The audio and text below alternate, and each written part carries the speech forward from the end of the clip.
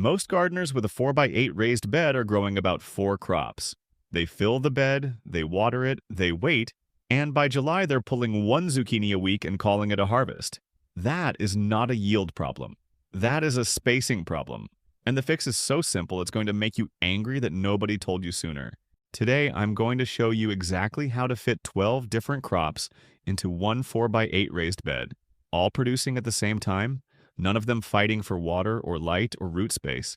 There's one thing that will make this entire system fall apart, and I'm going to tell you what it is before we're done. But first, here's why the spacing you've been using was never meant for your backyard. Every spacing recommendation on a seed packet was written for commercial row farming. The 3-foot gap between tomato plants accounts for a tractor passing through the row. The 12-inch row spacing for carrots accounts for mechanical harvesting equipment. None of that equipment is in your backyard. When you follow seed packet row spacing in a raised bed, roughly half your growing surface sits under open air. Bare soil, wasted sun. Square-foot gardening replaces row spacing with a grid. You divide the bed into squares, 1 foot by 1 foot. A 4x8 bed gives you 32 squares. Each square gets planted based on the size of the mature plant, not on the space a tractor needs to pass through it.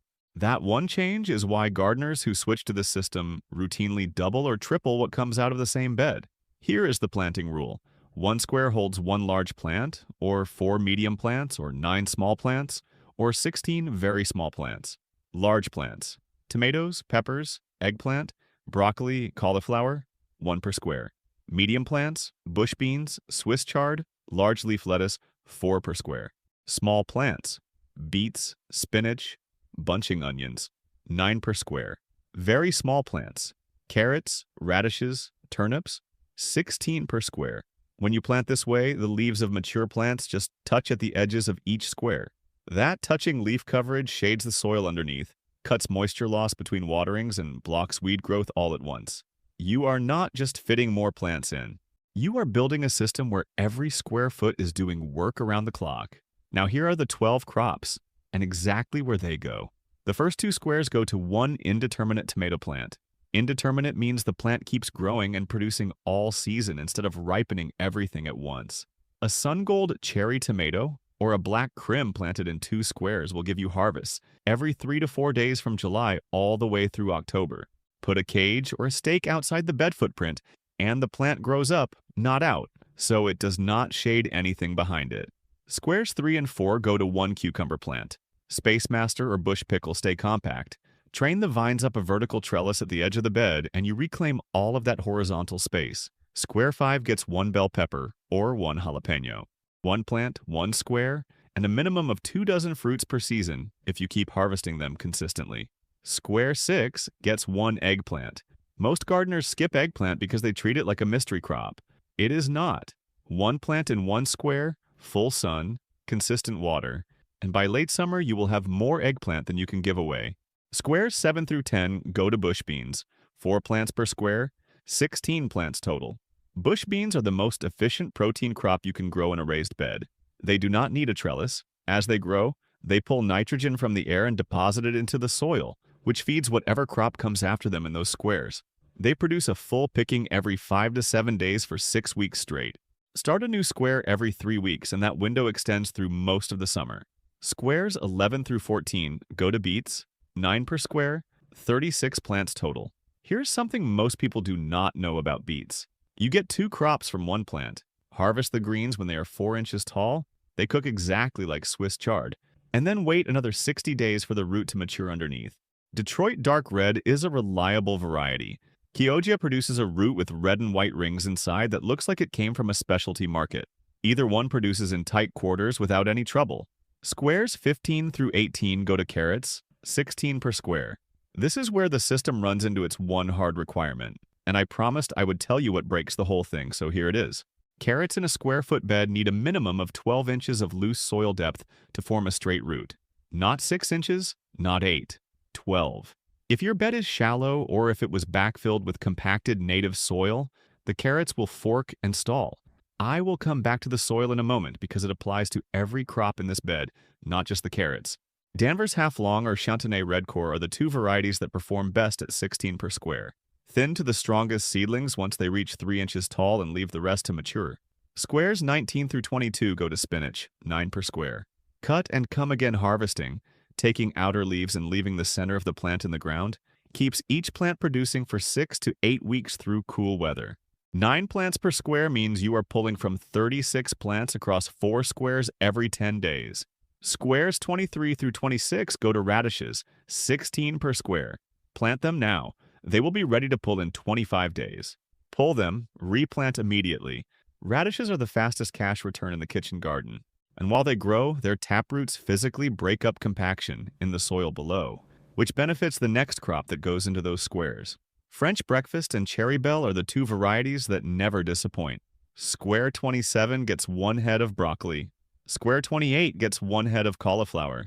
Most gardeners plant both of these in 18-inch rows because that is what the packet says. 1 plant per square foot works in a raised bed because you are not running equipment through the rows. Arcadia or Green Magic for the broccoli. Snow Crown or Cheddar for the cauliflower. 1 main head per plant, then side shoots for 3 to 4 weeks after the main head is cut. Squares 29 through 32 go to lettuce. 4 plants per square, 16 total. These go at the far end of the bed, the end that sits in the shadow of the taller crops during afternoon sun. Lettuce bolts fast in direct heat. That afternoon shade from your tomato and cucumber end extends the lettuce season by 2 to 3 weeks. Black-seeded Simpson or salad bowl are cut and come again varieties that produce every 7 to 10 days. That is 12 crops in the 32 squares. Now let's talk about the one thing that makes all of it fail: soil. The planting density in this system means the roots of 16 carrots or 36 beets are working inside the same square foot of earth. If that soil does not drain fast, hold moisture between waterings, and release nutrients consistently all season, the plants will stall. Not because of the spacing, because of starvation. The standard square foot gardening mix is 1/3 peat moss or coconut coir, 1/3 coarse perlite or vermiculite, and 1/3 finished compost. No native soil in the mix at all. It costs more to fill the bed this way the first time. After that, you top up with compost between plantings, and the bed costs almost nothing to maintain year after year. If you are filling a new bed this spring, budget for it. It is not a shortcut you can skip. The last piece of this system is succession planting, and this is the part that separates a bed that produces for 4 months from a bed that produces for 1. Your radishes clear in 25 days. Replant them with beets. Your spring lettuce bolts in July. Pull it and put in a heat-tolerant green, like Malabar spinach. Your bush beans finish in 8 weeks. Drop a cover crop of winter rye into those squares in October and let it protect the soil through frost. Every square that clears is a square you replant. A 4x8 bed managed this way produces from the last frost date in spring to the first frost date in fall. Most gardeners plant once, harvest once, and then leave the bed empty from August through the following May. That is 9 months of nothing from the same bed that could be feeding them the whole time. Mark the grid this weekend. Bamboo stakes and twine, or a pre-made grid insert from any garden supply store. Get the grid in before you plant anything. Plant the tall crops at the north end first so they do not shade everything behind them as they grow. Work toward the south end.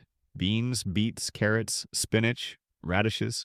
Tuck the lettuce into the last 4 squares at the far south end. Water the whole bed deeply once, then leave it alone for 3 days. Roots need time to anchor before the next watering. Disturbing a freshly planted square foot bed by watering too often in the first week is one of the most common mistakes, and it shows up as wilting seedlings that gardeners then water more, which makes it worse.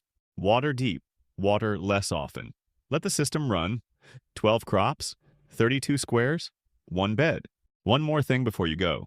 You just learned how to fit a tomato into 2 squares of a raised bed, but the way most gardeners actually plant that tomato is leaving 60% of the plant's potential root mass above the soil line. There is a planting method called trench planting that buries the stem horizontally and turns every node along that stem into a root, producing a system 2 to 3 times larger than a standard transplant, which means more water, more nutrients, and a plant that does not stall in July heat. I made a full video on that system and it's on the screen now. I'll see you over there.